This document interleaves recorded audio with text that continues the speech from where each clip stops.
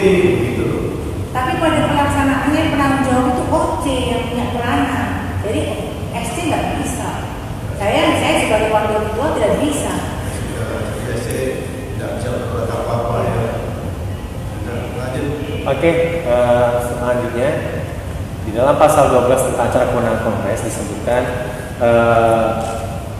Kongres dimaksud pasal 10 tersebut antara lain membahas penilaian dan pengesahan atas laporan pertanggungjawab pengurus pusat dan majelis kehormatan.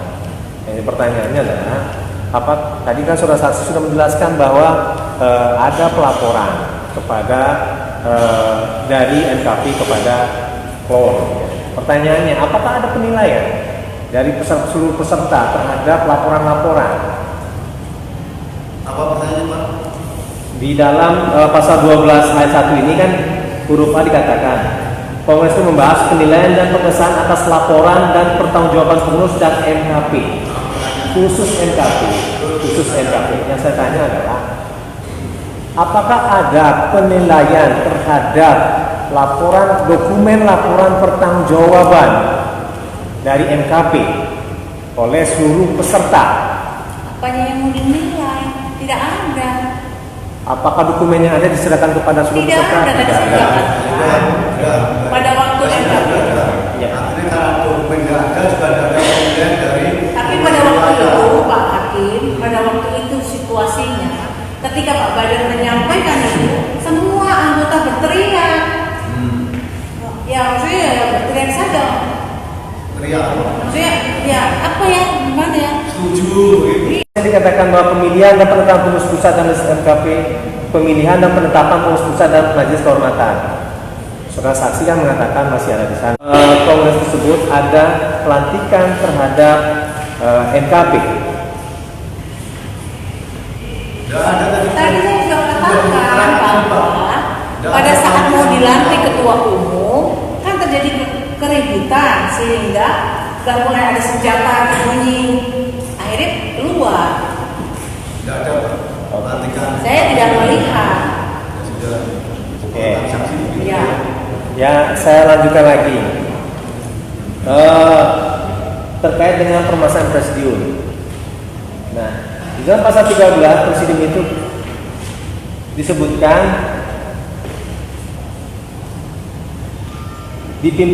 Kongres dipimpin oleh presidium yang terdiri dari ketua-ketua pengurus wilayah dan diantaranya dipilih ketua, wakil ketua, sekretaris dan wakil sekretaris. Nah, semua kewenangan pengurus pusat dan majelis kehormatan pusat selama kongres dipegang oleh presidium. Nah, pertanyaannya adalah, suara saksi itu kan sampai dengan mendengar adanya polisi ya. Dengar suara apa? Dan mendengar saya melihat bagaimana? Saya melihat tadi saya sudah sampaikan, saya melihat polisi dengan senjata lengkap ada di situ ketika mau pelantikan. Ya, yang saya tanya, yang apa yang saudara saksi dengar ketika polisi itu memegang senjata? Ya, apa letusan? Apakah suara kokangan senjata? Atau apa? Belum dibunyiin. Jadi yang itu aja. Rekek gitu. Jangan-jangan sepatunya yang Enggak Pak, itu ada saya di depan situ. sudah masa kongres sudah senjata. Loh, demi Tuhan saya melihat situ. Ya sudah. Wajar. Saudara saksi, apakah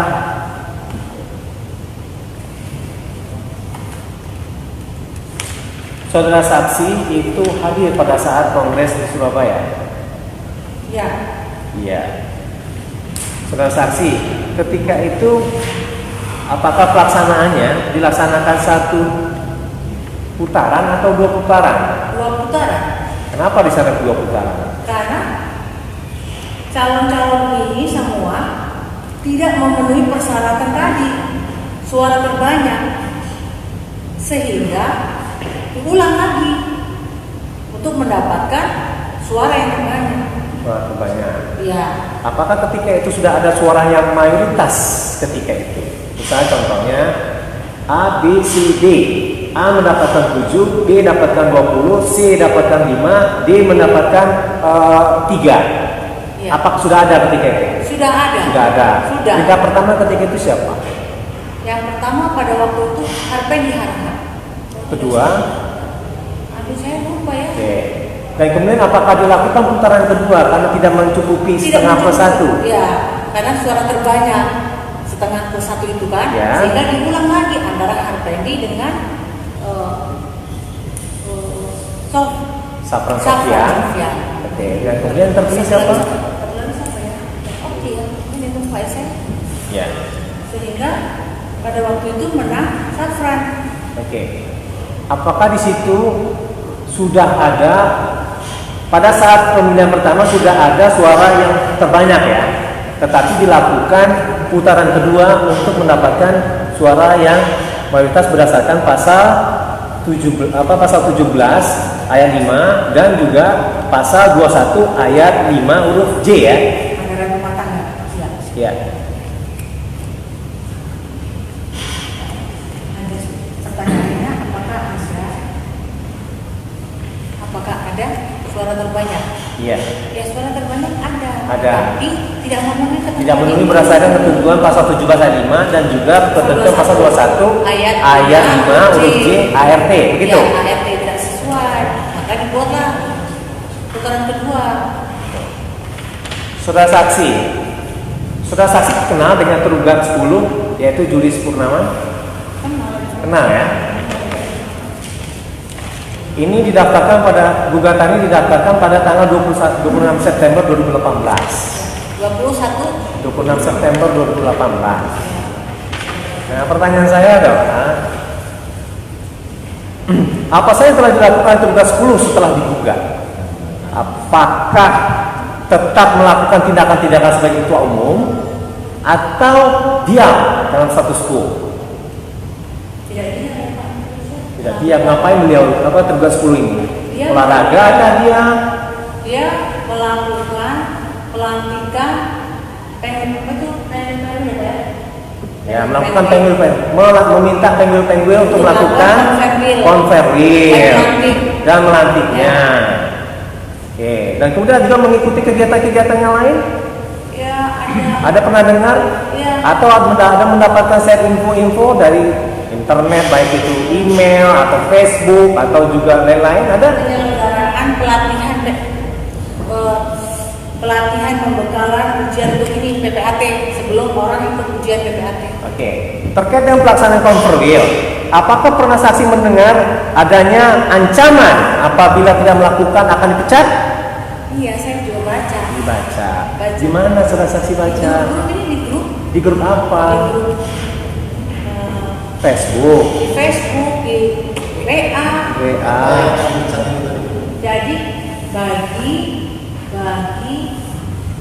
anggota yang menyelenggarakan penguin apa itu Konferensi.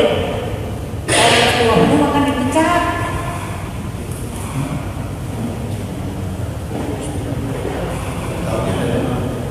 Kenapa? Dari Facebook, dari WA beredar. Macam-macam Pak. Mana? PPAT, berkaitan dengan PPAT. Iya, PPAT Pak. Ini apakah ancaman pemecatan tersebut karena melaksanakan konferensi atau tidak melaksanakan konferensi? Bagi yang tidak mau melaksanakan. Bagi yang tidak mau melaksanakan konferensi.